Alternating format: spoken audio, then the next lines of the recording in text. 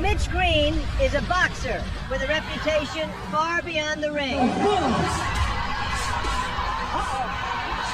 He is a former gang leader hardened by violence. So how tough is he? How tough? Well, he asked to fight Mike Tyson. Tyson, and you know it. You hit me, I'm gonna kill you. I'm gonna kill you. You want for a mama, I'd have shot you, kid. May 20th, 1986, New York City. The iconic Madison Square Garden set the stage for a showdown between two notorious fighters.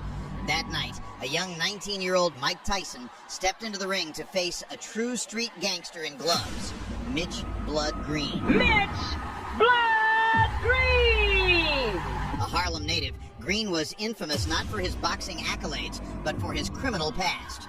As the former leader of one of New York's most feared gangs, the Black Spades, Green had a long rap sheet that included robbery, street brawls, and other offenses. Moved miles through a lot, and got in trouble. When I say I got locked up a few times, and then I never really realized what I was doing until my mom started going to court with me, and then I kept crying a lot, and she started complaining about the phone, forget phone calls. She was carrying some phones at times. She thought they were going to say one of our kids got killed or was in jail or whatever. But as life often shows, even the darkest paths can lead to redemption. For Mitch Green, that redemption came in the form of boxing, a sport his mother described as her son's salvation. Mitch was always a fighter. Always. As a little boy, as a big boy, and as a man. For some reason, he likes to fight. He didn't really change until he came to boxing. And that changed him.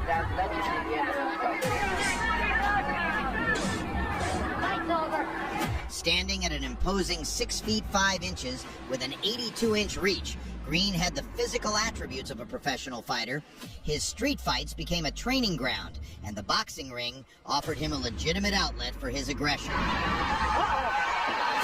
Green began training in local Harlem gyms, where his talent and bold personality quickly caught attention. He wasn't just strong, he was fearless, with a defiant attitude that refused to back down. In 1976, he won the New York Golden Gloves Championship, proving he could be more than just a gang leader, he could be a true athlete. This victory opened the door to a professional boxing career.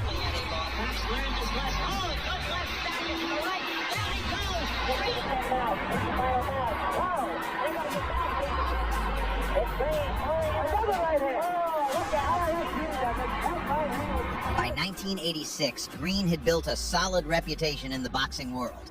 With a record of 16 wins, including 10 knockouts, he dismantled opponents with a raw, almost street-fighting style. His towering frame and sharp tongue only added to his image as a gangster in the ring. Watch the speed, watch the agility, watch the power. I ain't no joke.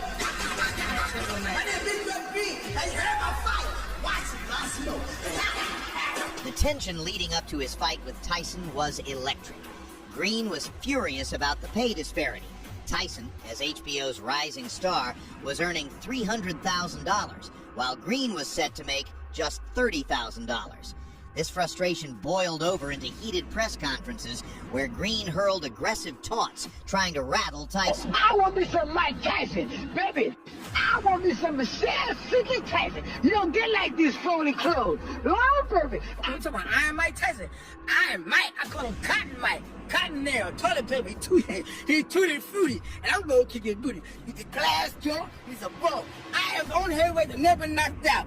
Tyson got knocked out in the amateur. But Tyson, despite his youth, remained composed, saving his energy for the fight, where he planned to prove who the real king of New York was. Official Judge Harold Letterman, who is, of course, a judge in the state of Nevada, and was so much a factor in the last fight that we showed you here on HBO.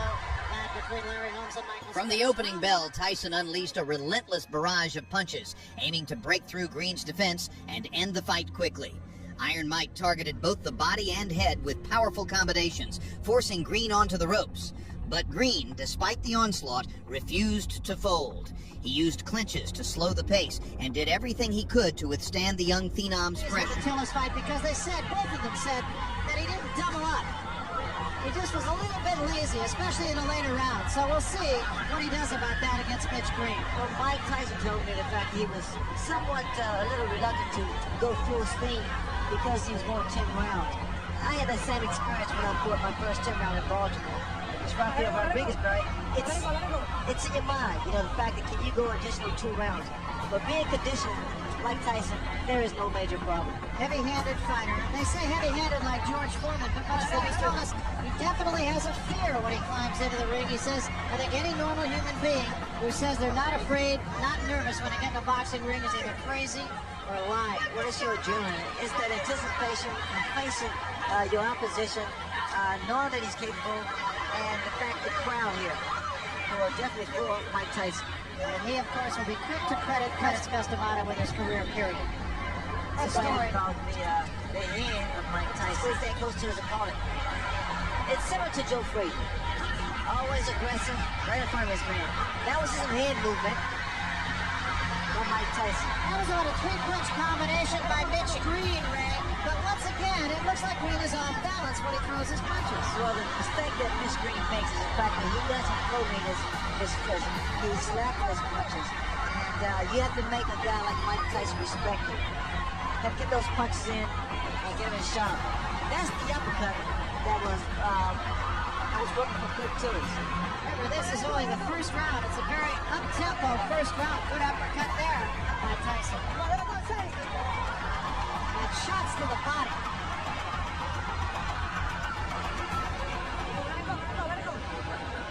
Another thing that Mitch Green is doing is trying to tie up Mike Tyson. He's not doing too good of a job now. You can't allow Tyson to get inside and work his body. Because in doing so, his body shot slows down your maneuverability. That's mainly because it's not trying to stand up right. You gotta grab those arms. You heard Mitch Green's corner tell him, tie him up in there. Incidentally, the peekaboo style of Mike Tyson is different than that of some of Customata's former pupils. I'm sure Larry Merchant will talk a little more about that, but his gloves are actually down around his chin rather than up on his cheeks. What I'm looking forward to seeing Tyson, because he has a tendency to really frustrate a fighter.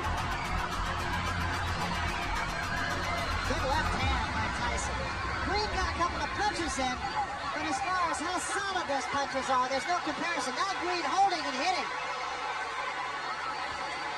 In fact, he should get a warning here from Mitch Green from home behind the head. See, and again, Ray, it just strikes me that Mitch Green throws an awful lot of punches off his back foot, which it seems would just take away all the sting. Well, also, Mitch Green has a bad habit of leaning back. Watch the left hook of Mike Tyson land. Every time Mitch Green moves backwards. He has to keep those hands high. He shouldn't be inside when he fight like Mike Tyson. Tyson's arms are shorter, so he's able to throw quicker shots. There's the left hook I was talking about. Those short shots, very effective. The other thing that strikes me, Ray, is that Mike Tyson just seems to be right on top of his man before his opponent even gets a chance to take a breath. Well, he stays right on his opponent's chest because what happens by him being so close, it compensates for his height, the disadvantage. You notice that there is no mouthpiece in Mitch Green's mouth.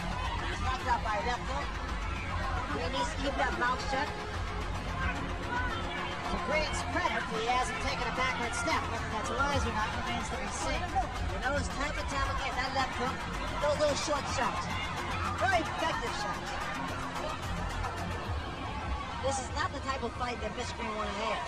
And he did draw a warning from Luis Rivera, the referee, about holding Green's in trouble. Those shots to the body is doing his taking his toll. He's really working. A lot of body, a lot of leverage. The body shots. Watch the left hook. There it is again, Barry.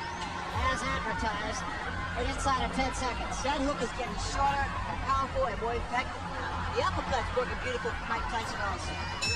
As the fight wore on, it turned into a grueling battle of endurance. In one memorable moment, Tyson landed a punch so hard, it knocked out Green's mouth guard, a highlight that became legendary in their rivalry. That's exactly what Green's corner. Green has been bleeding from inside the mouth. And I can't help but wonder if maybe he might have suffered some jaw problems when he lost his mouthpiece in that last round. When his mouthpiece was knocked out of his mouth, he kept his mouth open.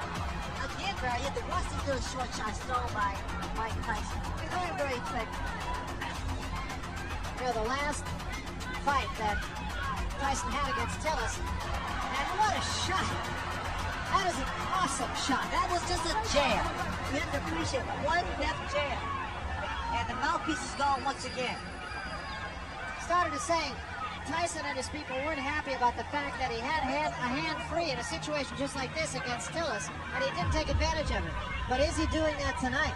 Well, the problem he's making, he cannot keep Mike Tyson off. There was one inside the mouth, even between rounds, as we mentioned. He can't help it. He's breathing through his mouth. Less than 6 inches.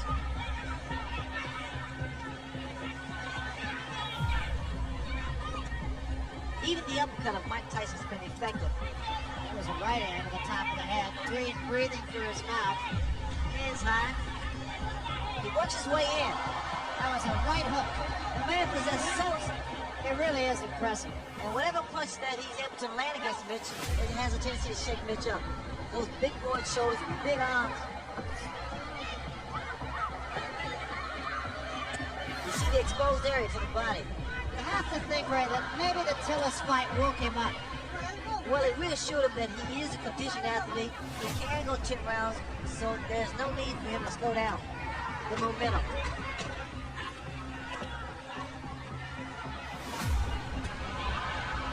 Both hands. And one other thing, too, and that is that it wasn't only the mouth. Tyson, in this ring, he's at home. He fights with so much authority. Second time he has worn Green. Good left hook, solid left hook. Green cannot continue to take these type of shots. It's going to slow him down. It's going to take his toe. Working the body once again, Mike Tyson with that free hand. The last time we saw Mitch Green in the preliminary fight on the Tux Witherspoon card, Ray, lost his mouthpiece 9 times. Is that it? Person's nose, they have to breathe through the mouth so they can get rid of their mouthpiece. Not a smart thing to do because that mouthpiece protects you from getting jumped. The left hook of Mike Tyson is very, very That effective. was another big shot. Yeah, in fact, that's what he says. When I asked him yesterday what his best weapon was, and he said, my elusiveness. He has said nothing about his punch. People expect. They think. Now see, this is how I got knocked out by Kevin Howell, by moving around too snapping. I draw it back quick. Inside of 10 seconds. A free hand to the body. That's something that he did not do against Quick Tillis. Yet despite Tyson's overwhelming control, Green kept standing. His resilience and endurance amazed the audience. He refused to give up, even as he absorbed heavy blows. Mitch used every trick in the book, clinching, tying Tyson up, and even provoking him.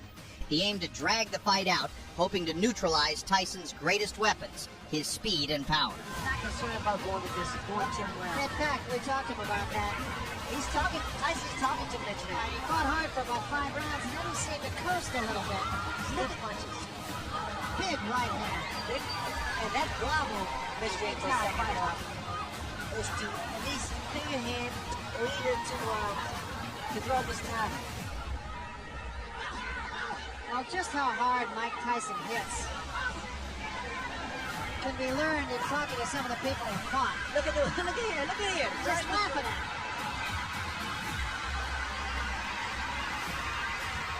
And Green seems to be ready to be doing all the wrong things. This guy is very good. This type of respect from Mike Tyson, mainly because he's not making a fist with both his punches. Good left hook. Another big left hook. And even more impressive because he doubled up on it and missed with the first one. You know his way that Tyson's walking in. moving that head. He's doing the right thing. Staying close to his man. Don't breathe him with. Don't punch him with. What beautiful upper. Some of the opponents and what they say. Fought a guy named Eddie Richardson. They asked him, have you ever been hit so hard? He said, yeah, about a year ago I was hit by a truck. He said after he finished the Tillis fight, he did pace himself, and what a right hand. There is such frustration in the face of Mitch Green. He's conditioned, all right? I like the fact that Tyson used what he has. I mean, he has power, he has speed, has a good chin, and a huge neck. I mean, he is so tenacious. He's not letting up. Keeping those hands high.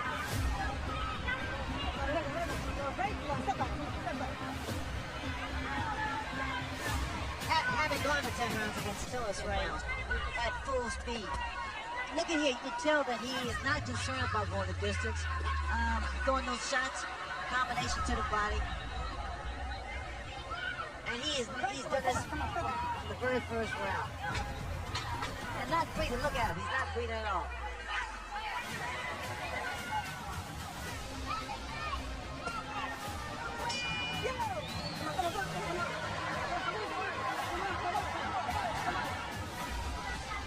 Now we see a couple left.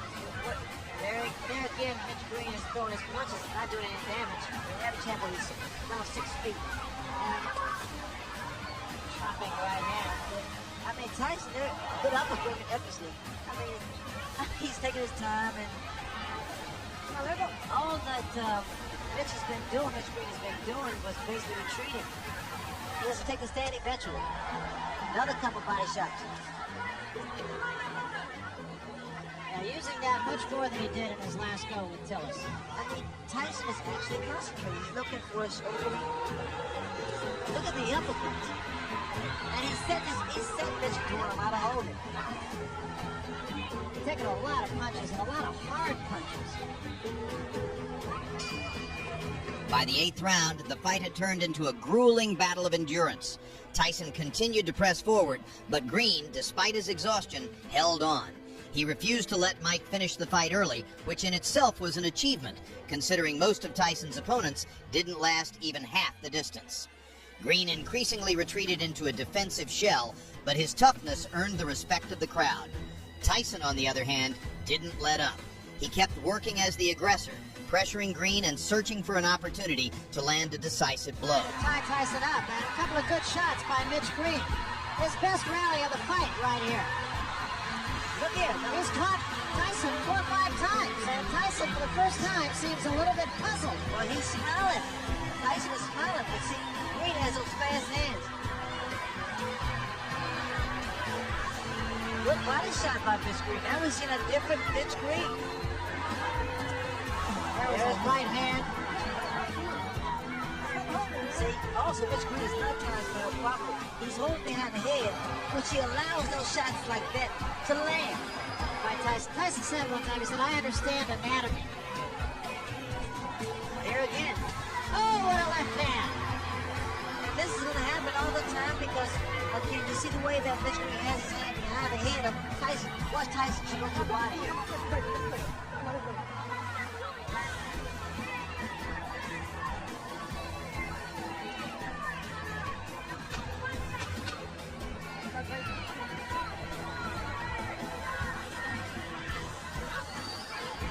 The body shots. Position, not where he's really going to be maneuvering into a title fight to fight a title fight. But that somewhere down the road he will have had the training to win a title fight. Tyson draws a warning for headbutts. Mitch Green has to keep those hands up. Pee Wee Herman. Tyson doing the waltz.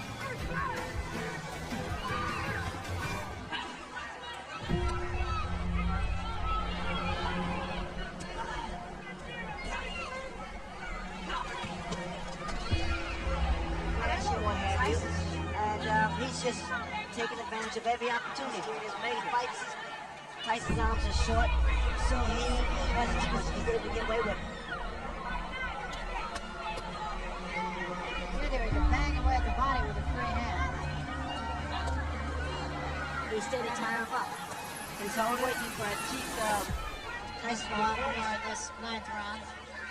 Well, again, it's difficult to punch a man who's tired you up and hold him. See here.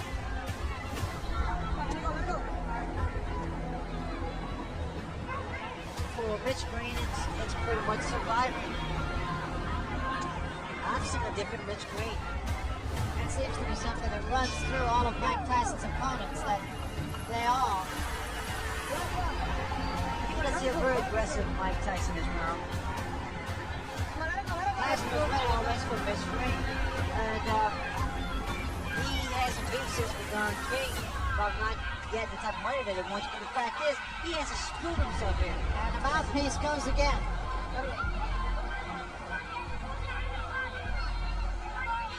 He has to prove he deserves the money.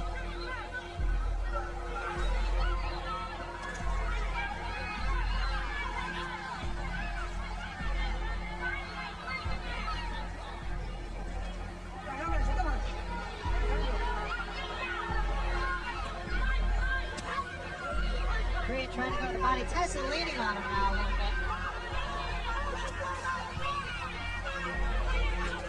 What's going to happen as Tyson gets further into his career? He's going to figure out a better way to approach fights like this. Those sets of I love taller opponents more technically. They know how to cut the ring off and even score more effective punches.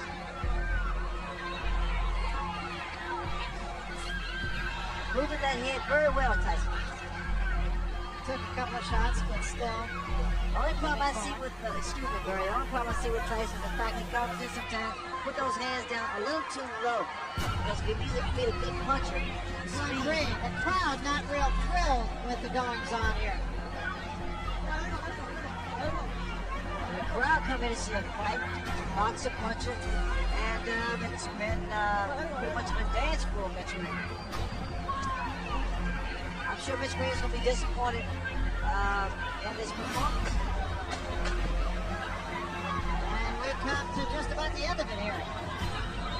Another day in the classroom. Big left hand to end things.